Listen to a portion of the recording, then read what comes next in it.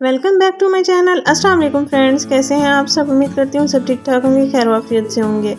तो आज की वीडियो आपके लिए जो शेयर कर रही हूँ सर्दियों के लिए भी स्पेशल है और अनवांटेड हेयर के लिए भी स्पेशल है।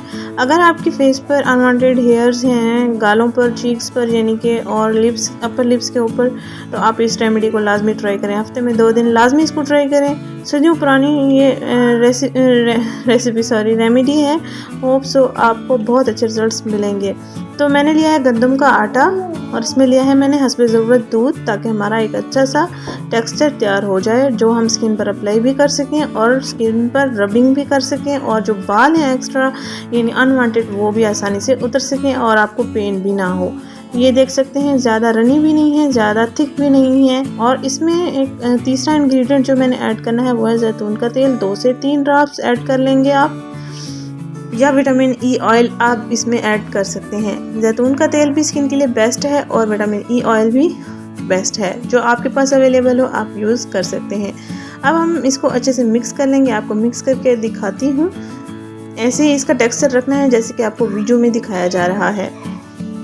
और जब ये अच्छे से तैयार हो जाए, अच्छे से ये चीज़ें यकजा हो जाए, उसके बाद आपने फेस पर इसको अप्लाई करना है। और आपके फेस पर से बाल ख़त्म होने के साथ साथ आपकी फेस की स्किन पर जो डेड सेल्स हैं वो भी एक्टिवेट होना शुरू हो जाएंगे और आपकी स्किन पर एक नेचुरल फेयर कलर भी आना शुरू हो जाएगा। हफ्ते में 2 दिन जब आप इसका इस्तेमाल करेंगे तो आपकी स्किन पर नेचुरल रिजल्ट्स मिलेंगे। स्किन फेयर भी लगेगी क्योंकि बाल जो हैं वो भी साफ़ हो जाएंगे, स्किन का कलर भी फेयर हो जाएगा।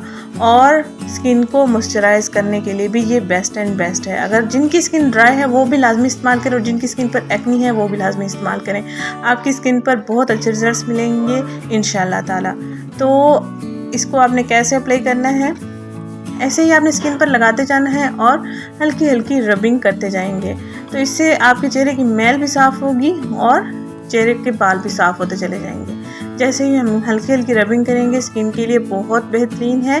स्किन का मसाज करना, रोज़ाना स्किन का मसाज करना बहुत अच्छा होता है क्योंकि इसमें जो डेड सेल्स होते हैं वो एक्टिवेट होना शुरू हो जाते हैं। सर्कुलेशन जब बढ़ती है तो स्किन भी अच्छी रहती है, एक्ने का शिकार नहीं होती।